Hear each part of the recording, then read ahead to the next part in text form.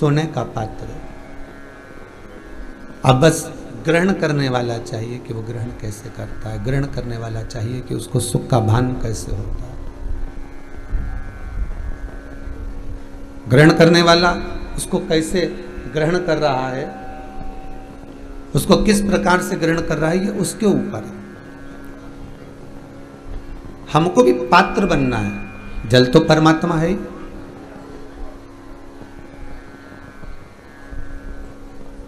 जल तो परमात्मा है, हम कैसे पात्र बन सकते हैं?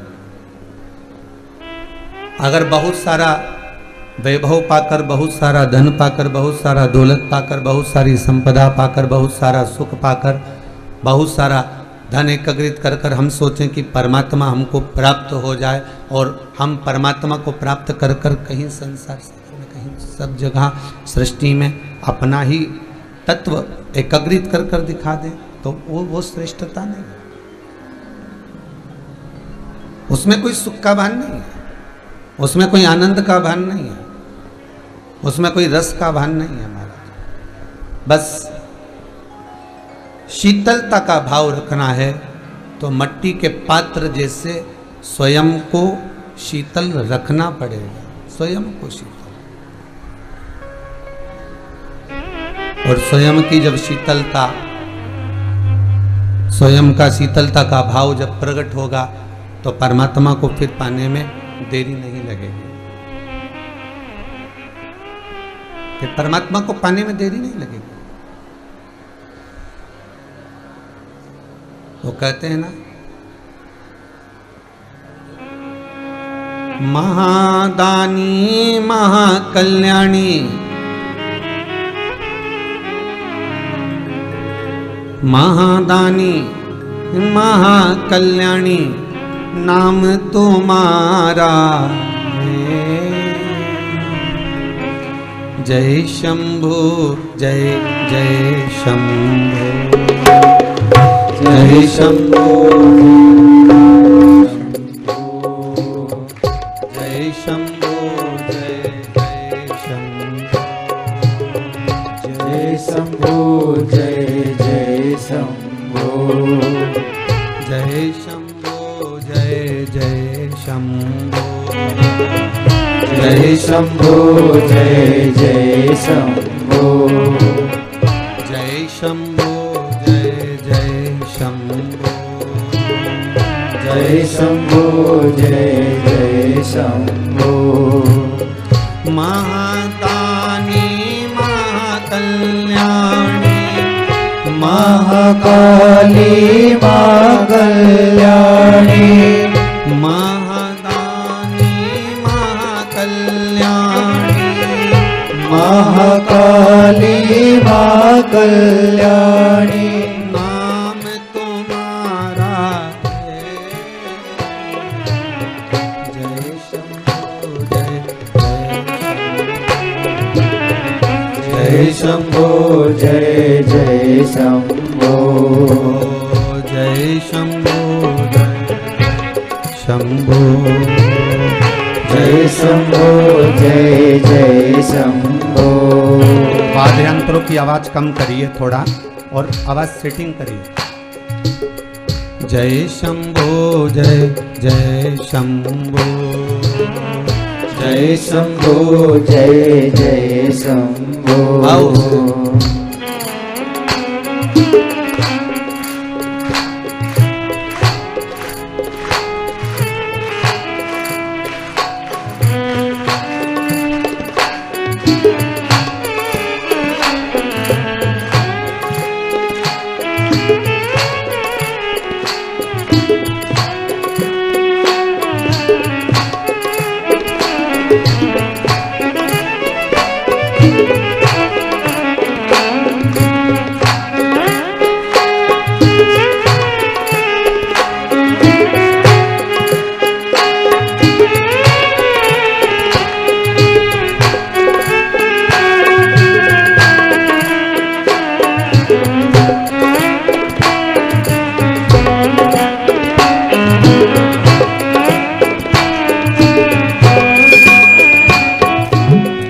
महादानी महाकल्याणी, महाकाली महाकल्याणी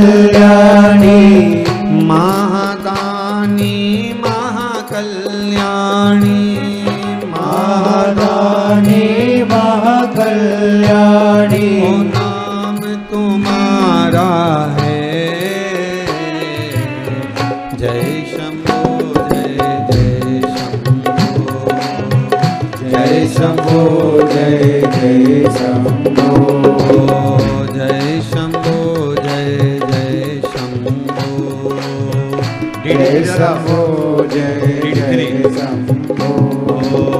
जय शंभो जय शंभो जय शंभो जय शंभो जय शंभो जय शंभो जय शंभो जय शंभो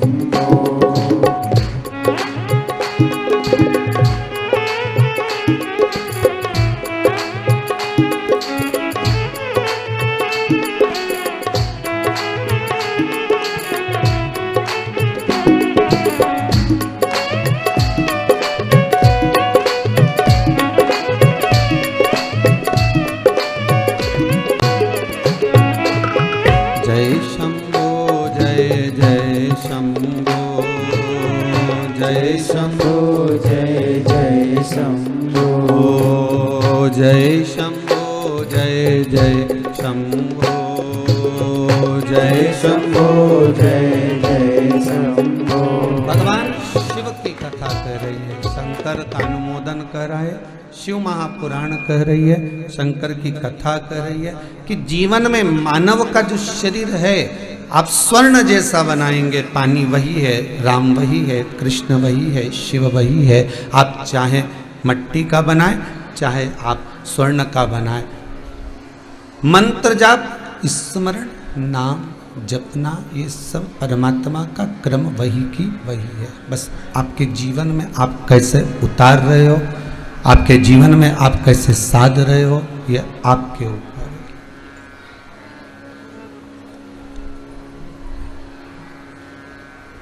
भागीरथ बाबा ने विचार करा कि 60,000 काकाओं का ढेर है, ये राख का जो ढेर बना हुआ है,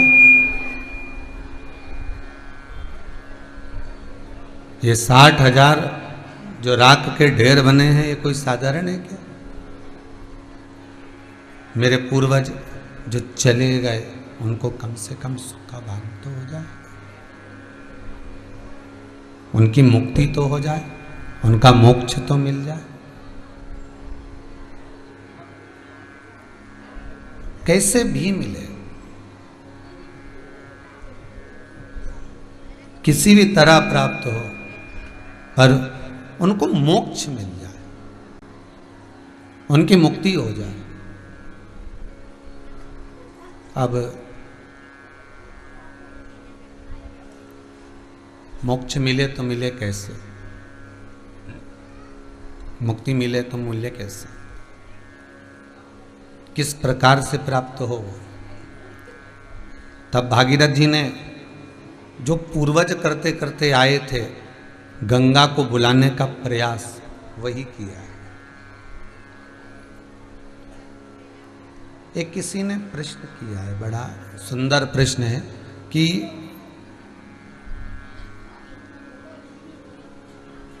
राजा सगर के 60,000 पुत्र जो हुए और जिन्होंने अश्वमेघ यज्ञ के अश्व को ढूंढना चाहा और वो अश्वमेघ यज्ञ का अश्व ढूंढ ढूंढ कर चले गए, आखिरी में कपिल बाबा के आश्रम में पहुंचकर राख का ढेर बन गए।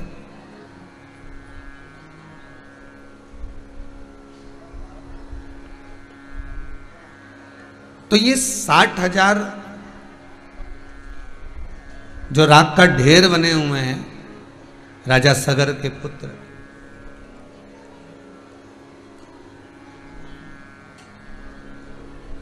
ये कैसे प्रकट हुए? इनके जन्म का कारण क्या था? महाराज, महाभारत के अंतर्गत स्पष्ट किया गया, राजा सूर्यवंश की कथा में स्पष्ट किया गया कि राजा सगर की 2 धर्मपत्नियां थी। कितनी पत्नियां हैं? 2। और केवल राजा सगर के लिए ही नहीं कहा। अगर आप श्रीमद् भागवत कथा को उठाकर देखेंगे तो उत्तानपाद की भी 2 धर्मपत्नियों का वर्णन आता है, सुनीति और सुरुचि। एक नीति का मार्ग प्रशस्त करती है, एक रुचि का मार्ग प्रशस्त करती है। एक नीति को दर्शाती है, एक रुचि को दर्शाती है।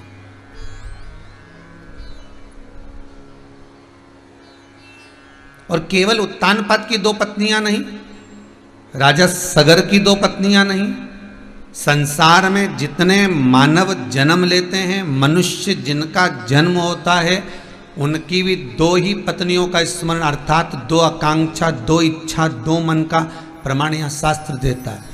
राजा सगर की 2 पत्नियां थीं, उत्तानपाद की 2 पत्नियां थीं। संसार सागर में जन्म लेने वाला मनुष्य की भी 2 इच्छाएं, 2 आकांक्षाएं, 2 मन, 2 चित्त, 2 वृत्ति रहती।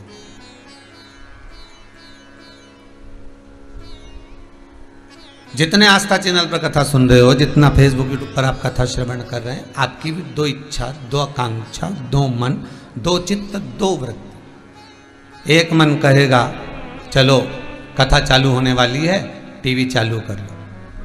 दूसरा मन कहेगा रुक जाओ अभी, तो 2 बजने में देरी है, जब तक 1 कप चाय बना लो। नीति का मन कहता है कि कथा चालू कर लो, रुचि का मन कहता है कि थोड़ा रुक जाओ।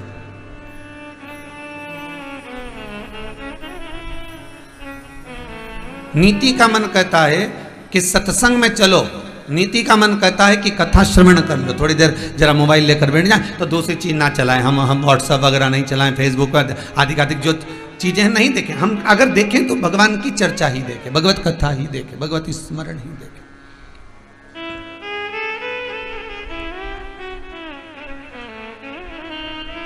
एक नीति का पथ है, एक रुचि का पथ है।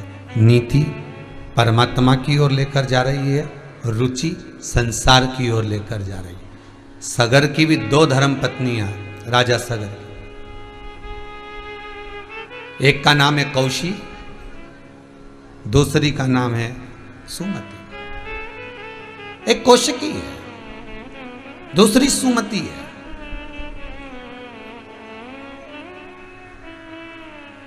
उत्तानपाद की भी 2 धर्म पत्नियां थी, सुनीति और सुरुचि। नीति और रुचि से वर्णन किया गया ध्रुव जी महाराज की कथा में, नीति और रुचि से। और यहां कौशिकी और सुमति से वर्णन किया गया।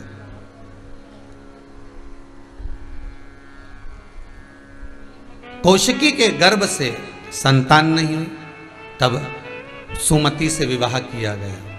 देखिए कितना सुंदर प्रसंग कहा गया है शिव महापुराण में कि मान लो,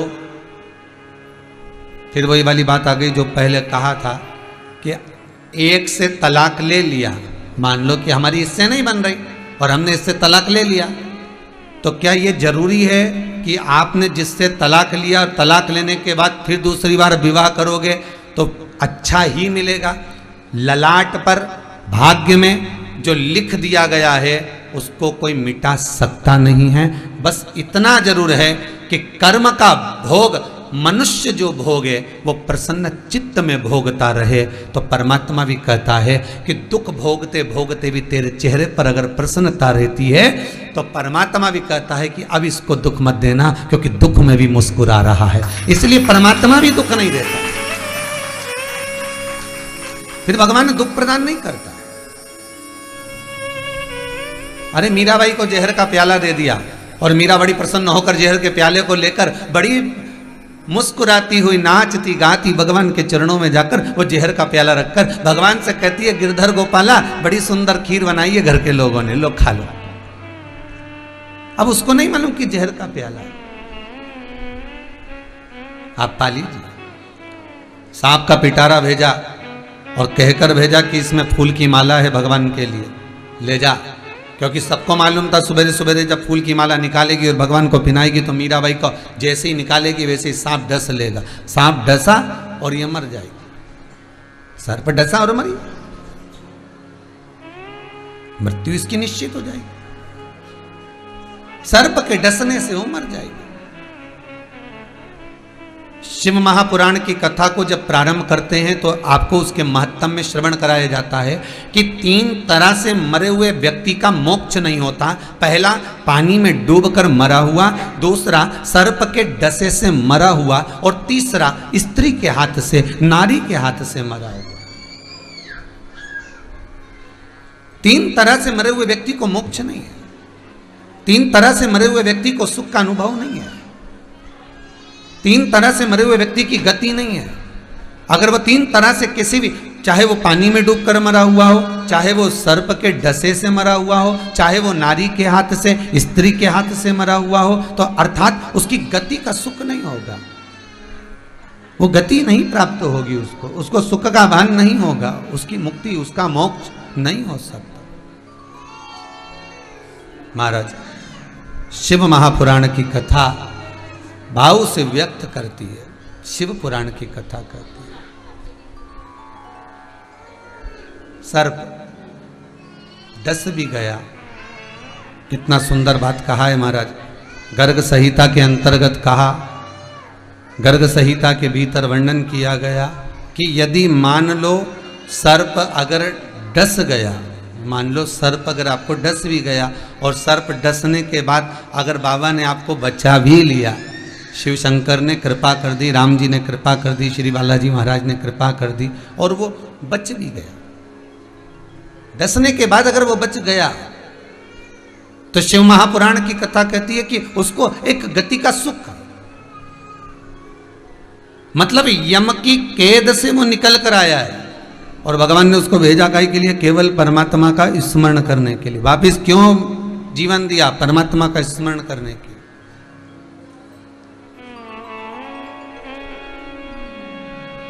एक कोई माता जी ने लिखा है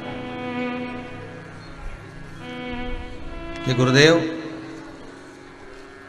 कोई बैतुल की हैं वो, उन्होंने लिखा है कि सर्प डस गया था और बाबा देवाधिदेव महादेव की कथा ऐसी रोम रोम में भरी हुई थी, शिव की कृपा ऐसी हो गई थी कि सांप डस गया फिर भी बाबा ने बचा लिया।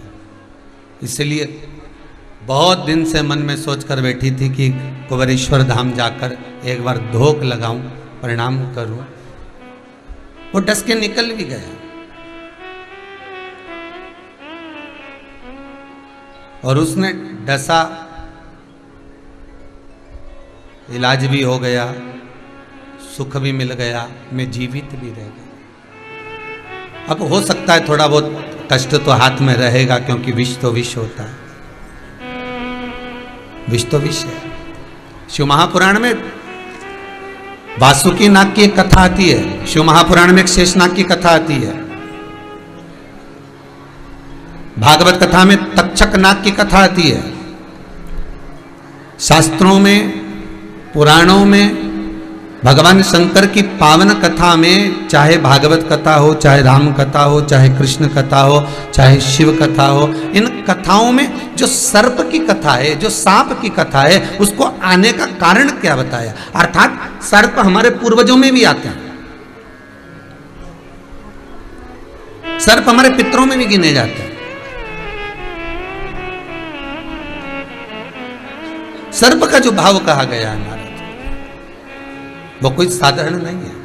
कभी अगर मौका मिलेगा और आगे योग बनेगा तो जैसे अभी गंगा शिव महापुराण की कथा चल रही है, श्रावण के महीने में नाग पंचमी भी आती है, तो बाबा अगर कृपा करे और बाबा की कृपा हुई तो आने वाली जो कथा रहेगी वो वासुकी नाग शिव महापुराण की कथा को बांचने का मन है कि वासुकी नाग शिव महापुराण की कथा बचे। और वो वासुकी नाग शिव महापुराण की कथा नहीं, गाड़ी चलते में जो सर्प गाड़ी के नीचे मर जाता है, उसकी गति और आपकी गति में क्या अंतर आना चाहिए?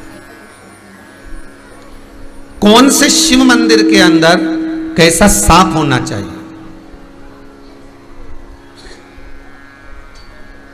सारे शिव मंदिर के अंदर अगर बड़े सारा फण बना दिया, ढेर सारे फण बना दिए, और वो फण वाला सांप अपने अगर मंदिर के अंदर विराजमान करा है तो उसका क्या दोष है? कौन से मंदिर में किस फण का सांप होना चाहिए? सांप की जिब्या बाहर होना चाहिए कि नहीं होना चाहिए? घर में अगर सर्प प्रवेश कर रहा है, बार बार सांप के बच्चे निकल रहे हैं, बार बार सर्प अगर घर में आ रहा है तो क्यों आ रहा है?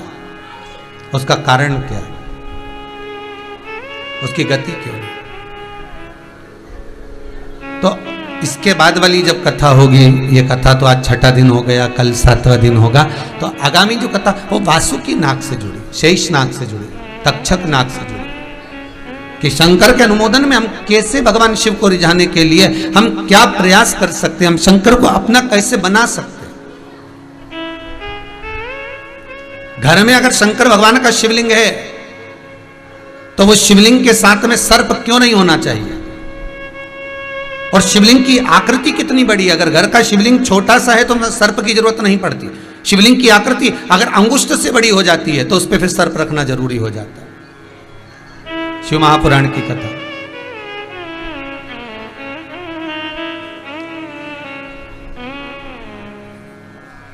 बड़ी बड़ी बड़ी सुंदर बात वहां पर कही गई है महाराज, बड़ा सुंदर संवाद कहा गया है महाराज। और वो संवाद शिव महापुराण के अंतर्गत अपन श्रवण करेंगे आगामी। तो यहाँ जो शिव चरित्र कह रहा है, जो शंकर भगवान का चरित्र कह रहा है, शिव का जो चरित्र वर्णन कर रहा है, तो यहाँ भागीरथ बाबा की चित्तवृत्ति में, भागीरथ जी महाराज के मन में ये बात, ये प्रसंग सम्मुख में आ गया कि ये 60,000 जो राख के ढेर बने हुए हैं, ये 60,000 राख के ढेर प्रकट का कारण क्या है? कभी कभी आपके भी तो चित्तवृत्ति में आया होगा कि ये 60,000 राख के ढेर कैसे प्रकट हो गए?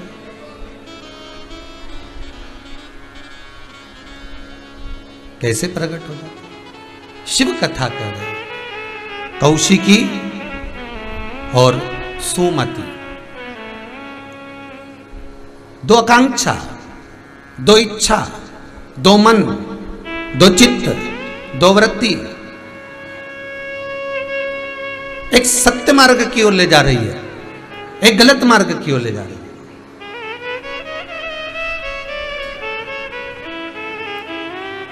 एक अच्छे मार्ग की ओर ले जाने का प्रयास कर रही है और एक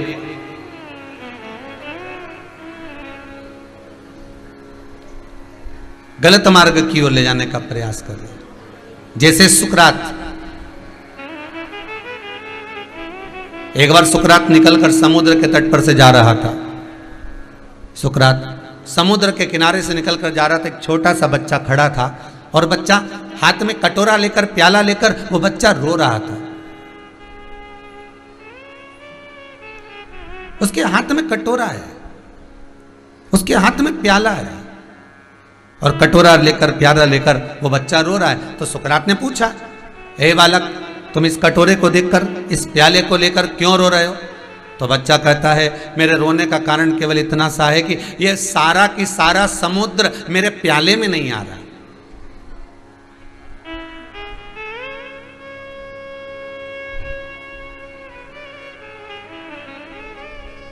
ये इतना बड़ा जो समुद्र है, ये विशालतम जो समुद्र है, ये मेरे कटोरे में, ये मेरे प्याले में नहीं आ पा रहा, इसलिए मैं रो रहा हूं। सुकरात ने उस बच्चे के शब्द को जब सुना तो बच्चे के शब्द को सुनकर सुकरात खुद भी रोने लगा। तो बच्चे ने सुकरात से पूछा कि तुम इतने बड़े शास्त्री होकर, इतने महान ज्ञानी होकर कि नगर नगर के राजा तुमसे समय लेते हैं मिलने के लिए, तो तुम मेरी बात सुनकर रो क्यों रहे हो? सुकरात कहता, तुम किस लिए रो रहे हो? तो सुकरात कहता है कि मैं रो इसलिए रहा हूं कि जैसे तुम कह रहे हो, आप कह रहे हो कि छोटे से प्याले में समुद्र भरना है, वो भरा नहीं रहा, इसलिए रो रहे हो। सुकरात कहता है, मैं भी इसलिए रो रहा हूं क्योंकि मैं भी ये प्रयास कर रहा था कि मेरी छोटी सी बुद्धि में पूरा संसार भरा जाए। हम भी यही प्रयास करते हैं, हम भी यही प्रयास करते हैं।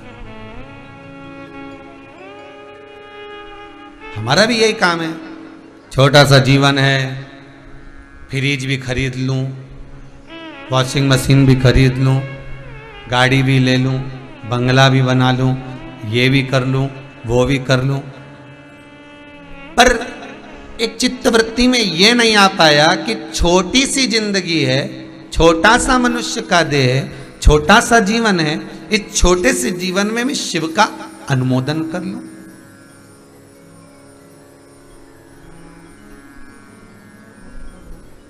कल शाम को एक बच्चा कह रहा था, छोटा सा किसी के साथ में था, पता नहीं कहाँ से आए थे, यूपी वगैरह से, और कह रहा था गुरुजी आप हमेशा कथा में कहते हो कि भगवान के मंदिर में जाओ, धोख लगाओ, झुको,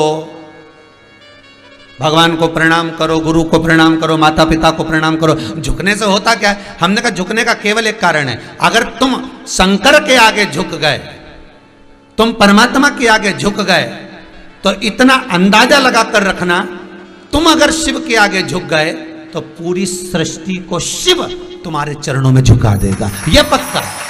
अगर आप शिव के सम्मुख में झुकते हो, आप शंकर के सम्मुख में झुक रहे होते हो, आप परमात्मा के पास झुक रहे होते हो, तो संपूर्ण विश्व को परमात्मा झुका सकता, अगर आप झुके हो तो।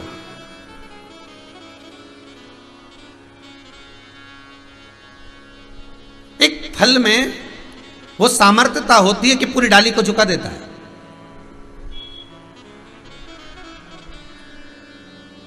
एक फल पूरी डाली को झुका देगा, उसकी ये सामर्थ्यता है। अर्थात आप अगर परमात्मा के आगे झुक रहे हो तो संपूर्ण विश्व को झुकने में देरी नहीं लगेगी। आप उस परमात्मा के चरण को अगर पकड़ कर रखे हो तो दुनिया का चरण नहीं पकड़ सकते। उसने आपको साध रखा, उसने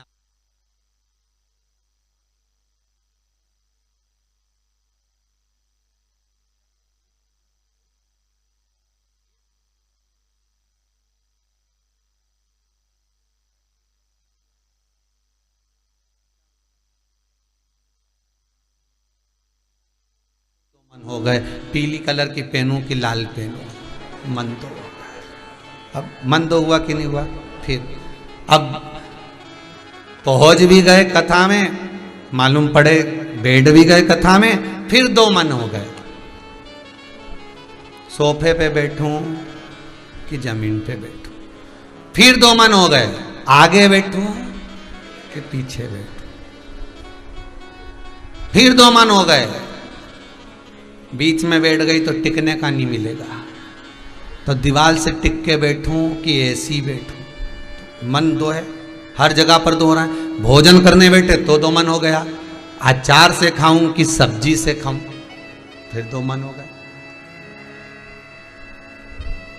तुम जहां जाओगे, एक गाड़ी में भी सवार होकर जा रहे हो तो तुम्हारा दो मन, बस के अंदर बैठ रहे हो तो दो मन हो जाता है, आगे वाली सीट पे बैठूं कि पीछे वाली पे बैठूं, फिर दो मन हो गए। मन दो हो गया।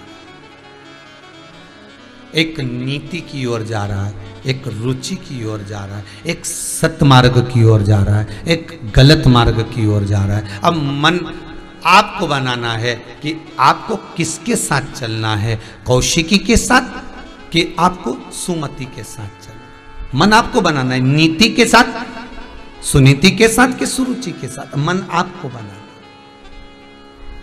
बार बार उपजेगा, बार बार।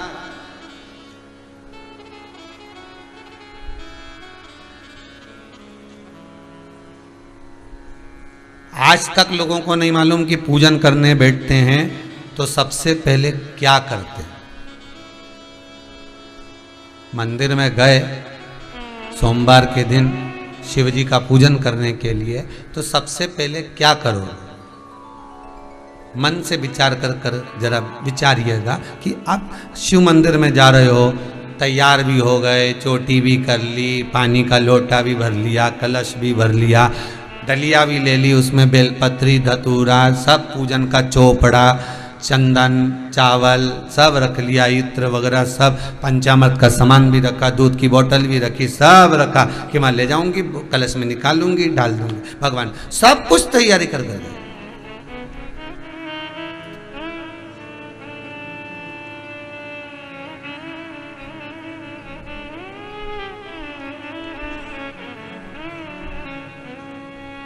पूजन करने से पहले सबसे पहला काम कौन सा होता है? जब आप अकेले पूजन कर रहे हो, पति के साथ कर रहे हो या अकेले कर रहे हो, उस समय पर कोई विद्वान ब्राह्मण नहीं है आपके साथ में, कोई अभिषेक कराने वाला ब्राह्मण तुम्हारे साथ में नहीं है, और मंदिर रोज के पंडित जी को लेके जाओगे? अरे बोलो तो नहीं। जितने लोग आस्था पर श्रवण कर रहे हो, जितने फेसबुक यूट्यूब पर श्रवण कर रहे हो, मंदिर क्या आप रोज पंडित जी को लेकर जाते हो या पंडित जी से कहकर जाते हो कि हम मंदिर जा रहे हैं तुम वहां पर आ जाओ? नहीं। और ना मंदिर में जो पंडित जी होगा वो भी तुम्हारी पूजन में शामिल नहीं होगा। वो तो अपना प्रसाद बांटेगा, बेलपत्री देगा, तुलसी देगा, पंचामृत देगा, चरणामृत देगा, प्रसाद देगा कि तुम्हारे लिए खड़ा रह के वहां पूजन कराएगा। वो तो तुम भैया लोटा भर के पानी लाओ, कलश लाओ, चढ़ा। अब तुम तो, तुम्हारा तो रोज का नियम। अब रोज पंडित जी को तुम थोड़ी दक्षिणा दोगे कि पंडित जी मंदिर का हमारे रोज पूजन कराएगा, तुम रोज 100 रुपया ना 50 रुपया दें, तो तुम इतना भी नहीं करोगे, 10 रुपया नहीं करो तुम रोज का। तो कि रोज रोज जाऊँ, हाँ सावन का महीना भले 1 महीना चढ़ा दो तो 10 रुपया कर दे दे, कोई बात नहीं, ज्यादा होगा तो हो जाए, पर बाकी का समय तुम तो रोज मंदिर जाओ, रोज दर्शन करने जाओ। सबसे पहला काम मंदिर में तुम पूजन का सामान लेकर गए हो, चोपड़ा लेकर गए हो, सामग्री लेकर गए हो, फूल लेकर गए हो, अगरबत्ती, धूप बत्ती, दिया सब लेकर गए हो, पर सबसे पहला काम मंदिर में बिना पंडित के सबसे पहला काम कौन सा होता है? तो सबसे पहला काम होता है भगवान को धन्यवाद देना कि आज भी आपने मुझे इस मंदिर में आपका दीदार कराने के लिए, दर्शन कराने के लिए बोला। अगर पंडित साथ में होगा तो पहले वो मंत्र बोलेगा, स्वस्ति वाचन करेगा।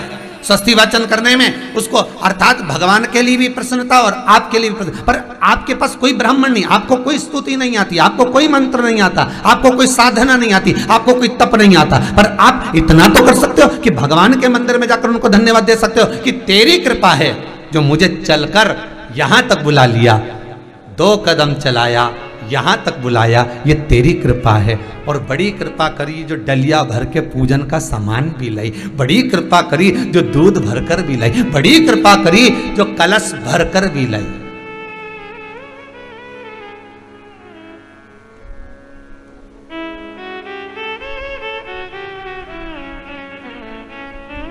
कितने लोगों का फायदा है कलश भरकर मंदिर ले जाने में? देखिए जरा कितने लोगों का फायदा। हिंदू धर्म में, विष्णु पुराण में, पद्म पुराण में लिखा है, सौभाग्यवती नारी जब भरा हुआ पानी का लोटा लेकर कलश लेकर जाती है और उसको देखकर कोई व्यक्ति निकल कर चले जाता है तो जिस काम के लिए जाता है वो काम सफल हो जाता है। कई लोग कहते हैं गुरुजी आपने कहकर मंदिर का पानी बंद कराकर लोग अपने अपने घर से पानी ले जाने लगे शंकर जी के मंदिर में चढ़ाने के लिए। पर आपके पानी चढ़ाने से कितनों का फायदा कि भले 15 घर छोड़कर, 20 घर छोड़कर, एक मोहल्ला छोड़कर, एक सोसाइटी छोड़कर, एक कॉलोनी छोड़कर मंदिर दूर होगा, आप जब पानी का लोटा लेकर जाओगी, भरा हुआ पात्र लेकर जाओगी, ना जाने कितने लोग रास्ते में से निकल कर जा रहे होंगे, आपका मुख देख कर जाएंगे, भरा हुआ पानी का कलश देख कर जाएंगे, तो बेचारा जिस काम के लिए जा रहा होगा उसका काम सफल हो जाएगा, उसकी दुआ तुमको लगेगी, उसकी दुआ तुमको प्राप्त होगी। अब पहले क्या करती थी? मंदिर का ही लोटा, मंदिर का ही पानी, सिर पे पल्लू लेके हर हर महादेव, बस शिव जी के चढ़ा रही और इतने प्रेम से रिझा रही। अब फ्री का पानी था तो एक लोटे में मन भी नहीं माने, क्योंकि फ्री की चीज मिल जाए तो एक लोटा में माने गई। खुद के घर की शादी और दूसरे के घर की शादी में अंतर होता है जी। खुद के घर की शादी में तो जरा सा भी सामान फेंकना नहीं चाहिए, जरा सा। पनीर की सब्जी बच गई, फ्रिज में रख तो कल खा जाएंगे, तो पनीर की सब्जी बच गई। और दूसरे के यहाँ की फिर पनीर की सब्जी, फिर क्या हो? बड़ा बहुत अंतर है जी, खुद का सामान और दूसरे के सामान। खुद का बेटा और दूसरे के बेटे में बहुत अंतर है। खुद के बेटे में कोई खोट नहीं थी कि हमारा छोरा इतना जोरदार, इतना बढ़िया। वो नानी भाई का मायरा में, नानी भाई का भाई बंसीधर, नानी भाई का भाई, उसका विवाह, और इधर नानी भाई की जो बड़ी माँ थी उसके छोरे का विवाह, दोनों बड़े हो गए। अब दूरत गौरी का छोरा, दूरत गौरी के पास पैसा ही पैसा, तो उसने सोचा मेरे लड़के की शादी तो बहुत अच्छी होगी, इसके लिए तो खूब संबंध आएंगे। अब बरनागर गांव से संबंध आया, जूनागढ़ राजस्थान गुजरात और उसके पास में बरनागर, वहां से संबंध आया। संबंध आया तो जेठानी को लगा कि सबसे पहले संबंध आएंगे, अगर रिश्तेदार आएंगे तो मेरे यहाँ आएंगे, क्योंकि मेरे यहाँ आएंगे तो मेरा लड़का तो इतना बढ़िया जोरदार। अब ठीक है, आन दो संबंध। और जो रिश्तेदार आए ने सबसे पहले पैसे वाले के घर गए और इस जेठानी के यहाँ पहुँचे, और जेठानी के यहाँ पहुँच कर पूछा, हमने सुना है तुम्हारे यहाँ लड़का है? हाँ बहुत बढ़िया, सब काम करे, हो बहुत बढ़िया, खूब पैसा की कई कमी नहीं है, सारा घर परिवार नाते रिश्ते सब जोरदार। तो उन्होंने कहा लड़का के बुला, उनने लड़का के बुलाया। अच्छा माँ ने किया था, कितना ही प्रश्न करे तुम मुंडा से मत बोलना, तुम मुंह से मत बोलना, एक भी उत्तर मत देना कि ठीक है। अब सब पहुंच गए, सब बैठ गए, मिठाई मिठाई खाई, छोरा आया, देखा अच्छा है सब, तो इतने में सबने विचार करा छोरा तो अच्छा, पर एक बार बात तो करे कि ये कहीं गड़बड़ वड़बड़ तो नहीं है, बात करेगा। अब किसी ने पूछ लिया, बेटा तुम्हारा नाम क्या है? तुम्हारा नाम क्या है? अब इसको मना करा था मत बोलना, परंतु ये बोल दिया, फूलचंद। 5 मिनट तक तो फू फू करा, उसके बाद बोला फूलचंद। अब सबको समझ में आ गया कि अभी शादी नहीं हो सकती, क्योंकि ये तो अटका है, अटक गया। अगर शादी कर दे तो छोरी का जीवन। अब बेचारी 1 घंटे तक इसकी बात सुनने के लिए रेजान ने बोलना चालू करे था, कहाँ गया था। अब पूछे सो हो जाता कभी कभी। एक बार ग्वालियर में कथा करने गए, बहुत पहले की बात है, और मेडिकल वालों के यहाँ कथा थी, शायद जाखेटिया फैमिली, और वो सीओर वालों के रिश्तेदार, अब उनके यहाँ कथा। अब उनके यहाँ गोवर्धन नाथ जी का मंदिर अच्छा जोरदार ग्वालियर में, तो हमने कहा जाखेटिया जी हम तो दर्शन करने जाएंगे। हाउ गुरु जी गाड़ी लगवा दें? हमने कहा गाड़ी रहने दो, तुम तो वो जो है तांगा बुला दो, तांगा वो घोड़ा गाड़ी, उसको बुला दो। उनने घोड़ा गाड़ी बुला दी। अब एक लड़का उनका कि वो गुरुजी काम करेगा, 56 भोग की तैयारी करेगा, तो हम नौकर भेज दें? हमने कहा नौकर भेज दो, जिसने मंदिर देखा उसको भेजो।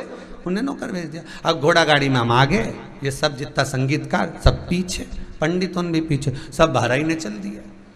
और जो चले तो वो नौकर बताते जा, इधर मोड़ो, मुंह से कुछ नहीं बोले, इशारे में वो दोनों पास पास में बैठे बताते जा। अब तांगे वाले को, घोड़ा गाड़ी वाले को नहीं मालूम था कि आगे बड़ा सारा खड्डा है नाली का, मालूम था तो केवल इसी को मालूम था, नौकर को। अब ये खड्डा था वहां आंवले के पेड़ के पास, और यहां से चालू हो गया। अब हम सोचे कि मक्खी घुस गई। अब खा खा करता करता घोड़ा गाड़ी गिर गई, खड्डा है, सब नीचे, वो घोड़ा की पाँव माँव सब ऐसे सब नीचे, सबके लग लुगा गई। अब हमने कहा तू पहले नहीं बोल सका, तो मैं तो कब से बोला भगवान, जाखेटिया जी भेजे भी तो इसको भेजे। मोहल्ले के लोग आ गए, जिस कॉलोनी में हम गिरे, सब पट्टा पट्टी बांध बुंदा के कथा में पहुंचे। कथा का 5वां दिन था। कभी मौका लगेगा तो एक आध बार आस्था पे वो भी कथा दे देंगे, देखिए ना। अब वो कथा का 5वां दिन, और जैसे ही पहुंचे तो जाखेटिया जी पूछे ये क्या है? हमने कहा कुछ नहीं, ये खा। वो ही क्या उससे, ऐसा तो भेजा तुमने। अब पुत्र हो, विचार करा तो भगवान के सम्मुख में पहुंचकर अगर आप जल का पात्र भी लेकर जा रहे हो, भरा हुआ लेकर जा रहे हो, तो कितनी प्रसन्नता की बात है, कितनी प्रसन्नता की बात।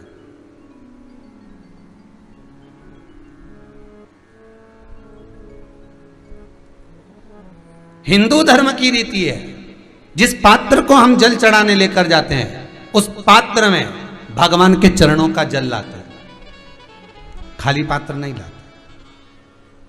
क्या लाते हैं? भगवान के चरणों का जल। उस चरणोदक को लेकर आए, घर में रखा, सबने अपने नैनों में लगाया, हृदय में लगाया, चित्तवृत्ति में लगाया, खाली पात्र हम लेकर वापस नहीं आ रहे हैं। शिव मंदिर में जब जब जाओ, जल चढ़ाने के लिए जाओ, पात्र तुमने शंकर जी को पूरा पानी चढ़ा भी दिया, तो शंकर के चरणारविंद का थोड़ा सा जल पात्र में डाल के भले 2 बूंद लाओ, 4 बूंद लाओ, इतना सा लाओ, पर लाओ और उसको पूरे परिवार के नेत्रों में जब लेकर आए हो चरणों तक तो लगाओ, चरणों तक लगाओ। पर खाली पात्र नहीं लेकर आना। खाली पात्र लाने में ध्यान दीजिए, जब आप पूरा जल समर्पित कर देते हैं, जल समर्पित भी पूरा करना है, भगवान को चढ़ा रहे हो तो पूरा समर्पण होना चाहिए, पूर्ण समर्पण। इसलिए शंकर भगवान को अधूरा समर्पण नहीं, इसलिए श्रीफल भी पूर्ण चढ़ता है। शंकर जी के मंदिर में श्रीफल नहीं फूटता, पूर्ण श्रीफल। बेलपत्री भी पूरी, चावल का दाना भी चढ़ेगा तो आखा, फल भी चढ़ेगा तो आखा, फूल भी चढ़ेगा तो आखा।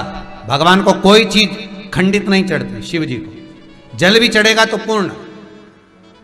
जिस जल को चढ़ाने के लिए लेकर गए उसको बचा कर नहीं लाना है शिव मंदिर में से, संपूर्ण लेकर के आना है। जो शिव जी को जल चढ़ाया उसका चरणोदक 2 बूंद उसमें डालकर, बस वो 2 बूंद का थोड़ा सा भाग, क्योंकि भगवान के चरण की रज जब हमारे घर में प्रवेश करेगी तो हमारा आत्म कल्याण तो स्वतः ही हो जाएगा। शिव करुणा कर ही देंगे। पर कई लोगों की आदत रहती है, और आपने भी गलती करी होगी, गए होगे, चढ़ाकर भी आए होगे, पूरा पानी भी उंडेल कर आए होगे, चढ़ा भी दिया, छोड़ भी आए, पर लेकर नहीं आए होगे। कई लोग गलती कर जाते हैं और फिर बाद में कहते हैं हम तो इतने साल से पूजन कर रहे हैं, भगवान हमारी सुन ही नहीं रिया। तो भगवान के मैं तो तैयार बैठा, पर तू नवा के चली जाए, लेके तो कहीं जाए ही नहीं। भगवान भी तो सोचे ही सोचे।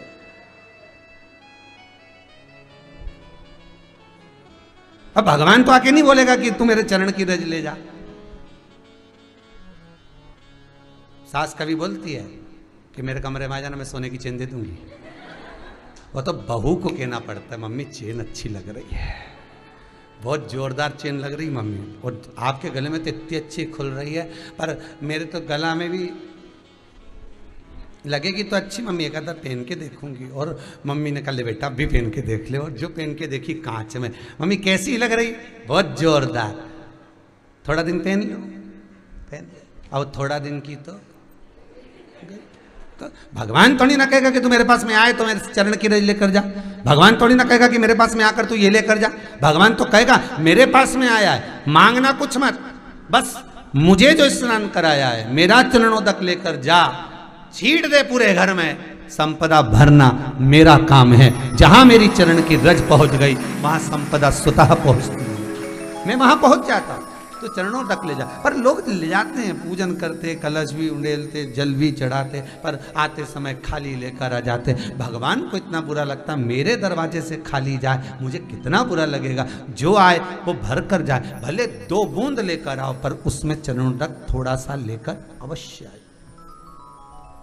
हमारी माताएं बड़ी प्रेम से कहती हैं, आप लोगों के मन में भी ये बात जरूर होगा, जितने लोग टीवी पर कथा सुन रहे हो, फेसबुक यूट्यूब पर श्रवण कर रहे हो, आपने भी सुना होगा, घर की जो माताएं होती हैं, कभी भी घर का रसोई घर का बर्तन जिसमें सब्जी बनाई है, 50 लोग अगर जिमने आ रहे हैं और कह दिया आज का निमंत्रण है, 50 लोगों का पार्टी है, ये है वो है, सुहागिल है या ब्राह्मण भोज है, तो वो जो खीर का पात्र होगा, जो बर्तन होगा, जो सब्जी का पात्र होगा, माँ उसको खाली जल्दी नहीं करती है। भले उसमें सब्जी थोड़ी ना थोड़ी पड़ी रहने देगी, जब तक सब जिम कर नहीं चले जाएंगे तब तक उसमें पटक कर रखेगी। क्यों? क्योंकि उसमें उसकी बरकत है। उसी तरह जल चढ़ाने के बाद हम जब लेकर आते हैं पात्र के अंदर, ये उसमें उसकी बरकत है। गर्ग संहिता में दूसरी चीज कही, उसको भी समझ लीजिए। गर्ग संहिता में कहा गया, जब आप घर से जल लेकर जाते हो भरकर, तो ये सृष्टि की जितनी नदियां हैं, पृथ्वी पर जितनी नदियां विद्यमान हैं, जितने तालाब, जितने सरोवर, जितने कुंड, जितने विराजमान हैं, उन सारे तीर्थों का जल जब आप घर से लेकर निकलते हो तो वो तीर्थ का संपूर्ण जल आपके कलश में आ जाता है। और जब आप उस जल को शिव पर समर्पित कर देती हो और 2 बूंद चरणादक लेकर जब जाती हो, तो शिव महापुराण, गर्ग संहिता, पद्म पुराण कहती है वो जल साधारण नहीं रहता, वो गंगा जल बनकर तुम्हारे घर को पवित्र करने के लिए पहुंच जाता है। वो पवित्र गंगा जल बन जाता, उसको लेकर प्रवेश कर जा, उसको लेकर पहुंच जा।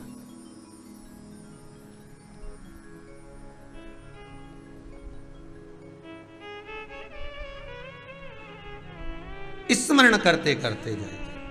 हम बार बार कहेंगे भगवान के मंदिर जब भी जाओ ना, चेहरे पर प्रसन्नता होना चाहिए। किसी से मिलने जाओ ना, चेहरे पर अगर प्रसन्नता नहीं और ऐसी पहुंच गए ना, तो वो श्रेष्ठता नहीं मानी गई। तुम तुम्हारी बहन के घर जाओ, सती मैया जलकर भस्म क्यों हुई? माता सती के भस्म होने का कारण क्या था? सती को पिता पर जितना क्रोध आया, उससे ज्यादा क्रोध सती माता को अपनी बहनों पर आया कि मेरी इतनी बहन, ये 60 की 60 बहन मेरे सामने खड़ी रही और मैं आई तो प्रेम से मुस्कुराई तक नहीं। चेहरे पर प्रसन्नता नहीं थी। सती मैया को अगर क्रोध आ रहा है, सती मैया अगर जलकर भस्म हो रही है, तो केवल एक पिता के कारण नहीं, सती माता के जलकर भस्म होने का कारण पूरा परिवार था। आप किसी के यहाँ जाओ और कोई के यहाँ पहुंचे और जाते से ही आप उस पहुंचे और कहा जी जी राधे राधे, जय श्री कृष्णा, हर हर महादेव, श्री शिवाय नमस्तुभ्यम, ओम नमः शिवाय, आपने बोला और उसके चेहरे पर प्रसन्नता नहीं आया, तो ऐसे घर में जाने से कोई फायदा है क्या? प्रसन्नता ही नहीं। और आप किसी के यहां जा रहे हो तो आपके चेहरे पर भी प्रसन्नता होना चाहिए। सामने वाले को तो हो, आपके भी चेहरे पर भी। मंदिर में जब जब जाएं, गुरु के दरवाजे पर जब जब जाएं, परमात्मा के चरणारविंद में जब जब जाएं, माता पिता के चरणों में जब जाएं, घर के बुजुर्गों के पास जब जाएं, तो तुम्हारे चेहरे पर प्रसन्नता होना चाहिए।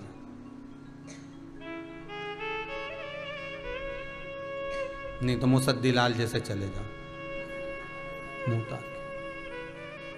क्या मतलब? चेहरे पर प्रसन्नता। भगवान को भी लगे दुख भले है इसको, पर चेहरे पर प्रसन्नता है। सारा इस छोटी सी बुद्धि में मुझे संसार भरना है। छोटी सी बुद्धि।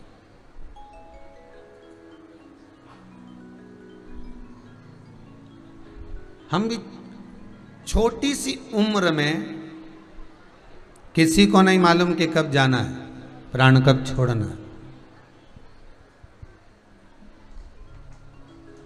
वो तो भगवान को धन्यवाद दिया करो। जितने लोग कथा सुन रहे हो सब, इतनी बड़ी महामारी आई कोरोना, बड़ी कृपा करी भोलानाथ, ऐसा बचाया, कॉलोनी तक, मोहल्ले तक, सोसाइटी तक, बिल्डिंग तक आ गया था।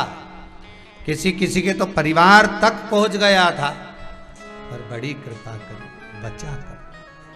शिव महापुराण की कथा, ये बड़ी कृपा है, ये तेरी कृपा है। सोचा ही नहीं था, कौन सोचे? बड़ी कृपा कर। और अभी भी कह रहा है दूसरी लहर निकली है, तीसरी की तैयारी है। सब गवर्नमेंट तैयारी कर रही है। तुमने अपनी अपनी करी कि नहीं करी? भाई बारिश आती है तो सब फसल जो बारिश का आए तो अपन सब सामान जरा सुखा सूखू के रख ले कि नहीं रख ले? तो निवेदन है तीसरी आए उससे पहले ये 6 अगस्त आ रहा है, पार्थिव शिवलिंग का निर्माण करो। शाम को 7 बजे से 8 बजे तक ऑनलाइन शिव महापुराण के अंतर्गत शंकर का शिवलिंग का निर्माण कर श्रावणी शिवरात्रि पर हर हर महादेव, घर घर महादेव, उसका पूजा निस्मरण साथ में करो। एक एक काली मिर्ची एक एक परिवार का सदस्य अवश्य समर्पित करो। शिव का अभिषेक साथ में करो और बाबा से विनय करो कि संपदा भी दे, वैभव भी दे, धन भी दे, बच्चों को जॉब भी दे, सर्विस भी दे, साथ में ये तीसरी लहर जो आने का है इससे मुक्त कर दे, जिससे संसार का सब आनंद होगा, विश्व का कल्याण होगा, विश्व का कल्याण होगा। ऐसी कृपा कर दो बस, बहुत है तुम। सर्वे भवन्तु सुखी, सब सुखी रहे, सब निरोग रहे, बस यही परमात्मा से कृपा हो जाए। प्रार्थना सब मिलकर करेंगे तो होगा, क्यों ना होगा। और आप सबसे निवेदन है, जितने लोग आस्था चैनल पर कथा सुन रहे हो, जितने फेसबुक यूट्यूब पर श्रवण कर रहे हो, 6 तारीख के पहले पहले अपना अपना एक एक वो तुम लोग मोबाइल में बना लेते हो ना बैनर, आपका खुद का फोटो लगा लो, हर हर महादेव घर घर महादेव, और लिख कर डाल दो कि 6 तारीख को शाम को 7 बजे श्रावणी शिवरात्रि के दिन, श्रावणी शिवरात्रि, शिवरात्रि लग रही है 6:28 पर, इसलिए अभिषेक रखा शाम को 7 बजे, सब मिलकर करो।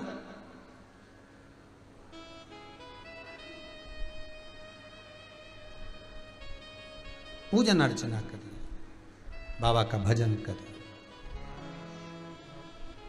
और होना चाहिए घर घर में भोलानाथ की, घर घर में शंभु नाथ की जय होना चाहिए, जय होना चाहिए। घर घर में भोलानाथ की, घर घर में शंभु नाथ की जय होना चाहिए, जय होना चाहिए। घर घर में भोलानाथ की, घर घर में शंभुनाथ की जय होना चाहिए, जय होना चाहिए, जय होना चाहिए, जय होना चाहिए। भगवान शिव से प्रार्थना करो, अर्चना करो, निवेदन करो कि बाबा अब तक तो ठीक था, ये तीसरी लहर नहीं देखना, बाबा क्षमा करो, ये जो आए ना तीसरी को तुम ही झेल लो, बहुत है। बाबा से भी कहते हमसे तो ये एक लहर नहीं झेला रही, ये भारी पड़े, कहीं करे इसको। राम जी ने कहा था केवट को, निषाद राज को, मेरे पांव क्यों धोना चाहता है? कहता है प्रभु चरण धुलाना जरूरी है, लकड़ी की नाव तुम्हारे जादू भरे पांव। मैंने सुना है पत्थर स्त्री हो जाती है तो नाव स्त्री हो गई, तो राम जी बोले अच्छा है तेरे संग में रहेगी। केवट बोला रहने दो दादा, एक घर में पहले से है, एक पहले से है, इसका क्या करूंगा? नीची केवट में कितनी विद्वत्ता थी कि हमको नीची है, आपको तो चरण धुलवा। और एक जब राम जी महाराज वन में जाने लगे, जंगल में जाने लगे, तो एक जगह पर बहुत सारे ऋषि थे, किसी ने जाकर कह दिया राम जी आ रहे हैं, तो क्या उसमें क्या बड़ी बात है? तो क्या बड़ी बात ये कि राम जी आ रहे हैं, तो राम जी तो आ रहे हैं, बड़ी बात क्या है? तो क्या उनके चरण में ऐसा कुछ है कि पत्थर को छूते स्त्री बन जाते हैं? सारे ऋषि उठ उठ के खड़े हो गए, इतने बड़े बड़े पत्थर लिया है, जिसको जितनी चाहिए थी उतनी धर दी।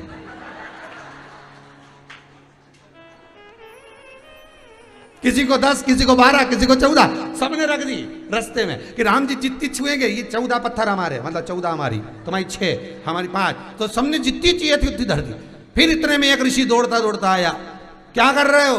कि पत्थर रख रहे हैं। क्यों? राम जी जिसको छुएंगे वो स्त्री बन जाएगी, अपने को मिल जाएगी। ठीक है, पर राम जी तो बहुत रो रहे हैं, तो क्या राम जी काहे को रो रहा है?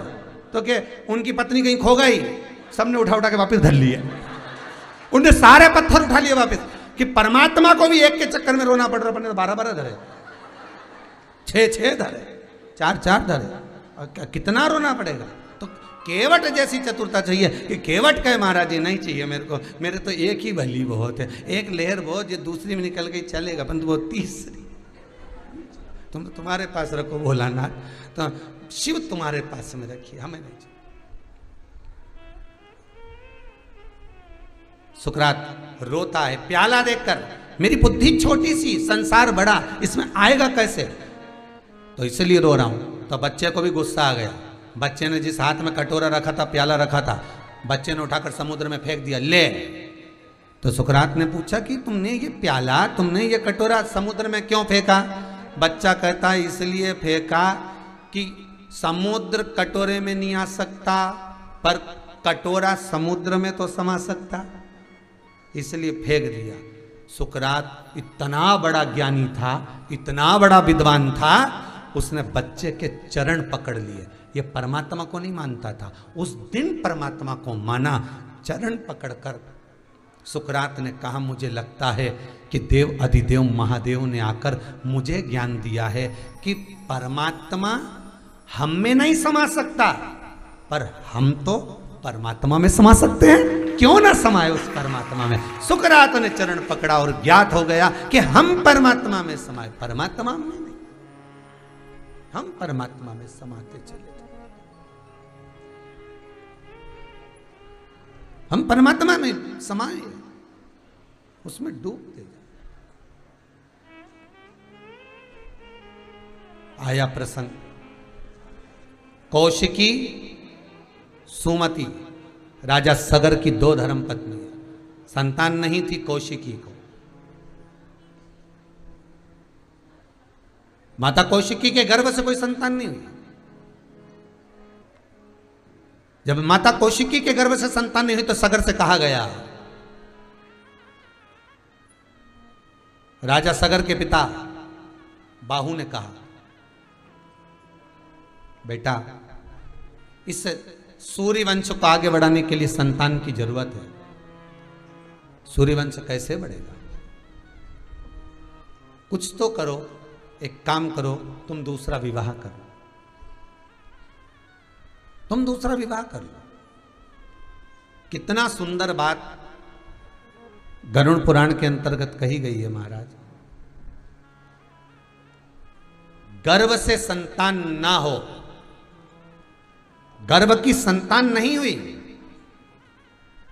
कई माताओं की आदत रहती है, हम वहां से संतान ले आते हैं, हम गोदी ले आते हैं, हम गोदी ले आए, हम गर्भ की संतान है।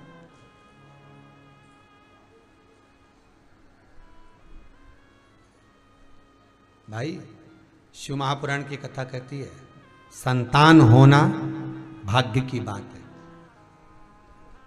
आपके गर्भ से संतान हुई, भाग्य की बात है।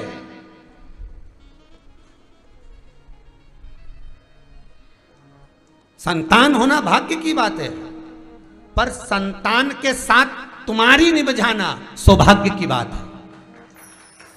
उस संतान का होना भाग्य की बात है, पर संतान के साथ तुम्हारी निभना, भगवान तो संतान तुम ज्यादा जिद करोगे, बाबा देना ही पड़ेगा, भोलेनाथ देना ही पड़ेगा, तुझे तो देना ही पड़ेगा। मैंने पशुपति व्रत करे, मैंने 16 सोमवार करा, मैंने संकट सोमवार करा, भगवान के दे दूंगा, ले जा। मना नहीं है। जब पति के आगे पत्नी इतनी जिद करे कि मेरे को तो ये सामान दिलाना ही पड़ेगा, तुम्हें मेरे को साड़ी दिलाना ही पड़ेगी, तो पति भी कोई शॉपिंग मॉल में, कोई तुमको जोरदार मॉल में थोड़ी लेके जाएगा, कपड़ा की दुकान पे ले गया, छोटा दिला दे, ले। अब जिद करे तो दिलाना ही,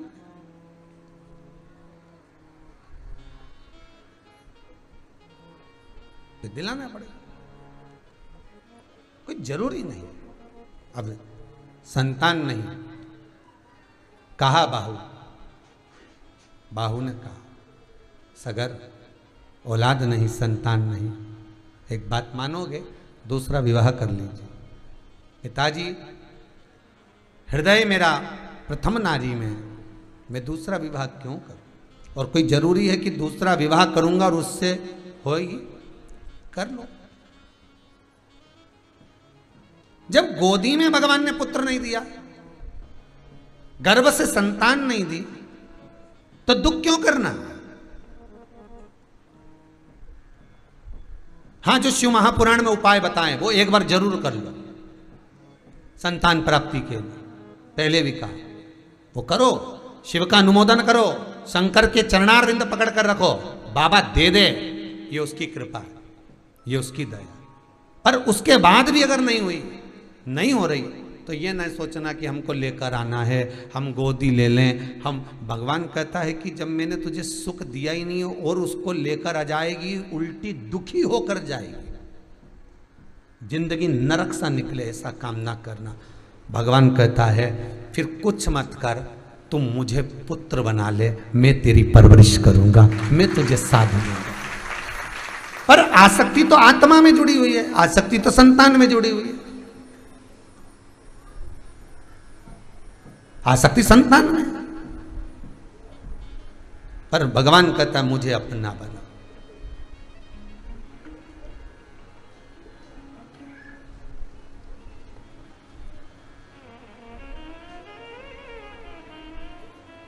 तुम्ही भोले बाबा हो, तुम्ही गौरी शंकर, एक एक कंकर में बसा है शंकर। हर एक में वही नजर आए। सगर करें अपने पिताजी से, अगर मान लो मैं दूसरा विवाह करूं और दूसरा विवाह करें और संतान नहीं हुई तो उसी समय पर बाहु ने कहा कि शादी तो करो, विवाह तो करो, तब किससे करूं? तब कौशिकी ने कहा आप सुमति से विवाह कर लो। सुमति कौन? तो कहा मेरी परिचित है, बड़ी बड़ी सुंदर है, बड़ी अच्छी है, विद्वान है। ठीक है, सुमति से विवाह कर लिया। सुमति से विवाह करा। अब 2 रानियां घर में आ गई। 10 साल निकल गए, 15 साल निकल गए, पर संतान नहीं हुई। अब कितना सुख देखा था कि संतान हो जाएगी, एक से नहीं हुई तो दूसरे से। सुख हम भी तो देखते हैं। वॉशिंग मशीन घर में आ जाएगी, सारा कपड़ा धुल जाएगा, हाथ से नींव पर छींटना पड़ेगा। अब जब से वॉशिंग मशीन आई, प्राण खाके लेके तो आ गई 15,000 की, जगह अलग घेरी, पानी ज्यादा चाहिए, पाउडर भी, अरे बोलते तो जाओ, ज्यादा चाहिए, पाउडर भी ज्यादा। कपड़े डाले, फाटक लगाया, बटन दबाई, काम में लग गई। 10 मिनट बाद टेटे बोली मशीन, फिर आई, मुंह से निकाला, हाथ से खंगाला क्या? नहीं, फिर साफ पानी में डाला, उसी में मशीन में, फिर पानी डाला, फिर साफ करा, फिर टेंटे बोली, फिर आई, फिर निकाला, सूखने वाले में डाला, मुंह से निकाला, फिर छत पे डाला, और फिर बाद में वॉशिंग मशीन रखी तो पूरी कपड़ा से धो के साफ करके रखी, नहीं तो जाम नहीं हो जाए, पूरी साफ करके रखी। और इससे तो हाथ से पछिट लेती तो भला हो जाता। सुख देखा, दुख मिला कि नहीं मिला? अरे बोलो तो सही, मिला ना दुख? सुख के चक्कर में दुख मिल रहा है। सुख देखा था, बस छोरा की शादी हो जाए, घर में बहू आ जाए, गरम गरम रोटी मिलेगी, सुख देख रही है। और कहीं की जगदम्बा आ गई तो